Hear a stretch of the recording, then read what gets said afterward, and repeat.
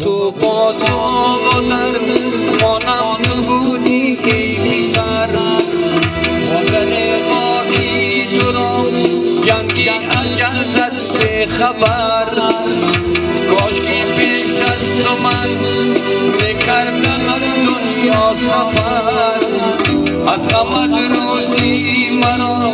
کردی چشامی به سحر نیز غیری نالبو اما مرا کاری دیگره ای جگر بندی عزیز یا خوبنی جانی پدر ای جگر بندی عزیز یا خوبنی جانی پدر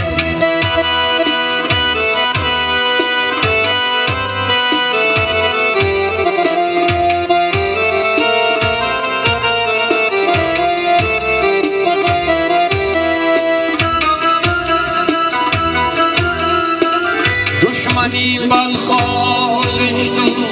ناموسون خانه بود کرده قصدی کشتنی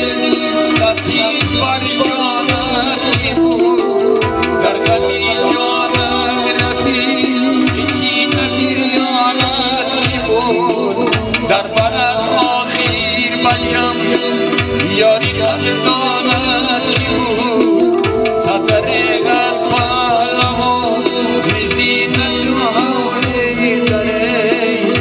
جگر بندی عزیز یا خوبنی جانی پدر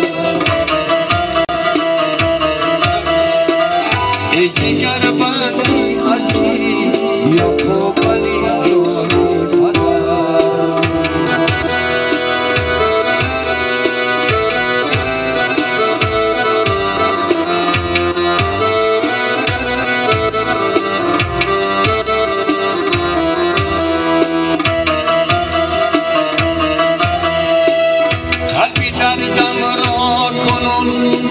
پاره گرداند رمد خاری از شادی مرا یک باره گرداند رمد یار و دشمنانم بیچاره گرداند رمد جانی بی ویرانه آواره گرداند رمد از فراق سینه سوزد و میزنی جگر بندی عزیز یا خوبنی جانی پدر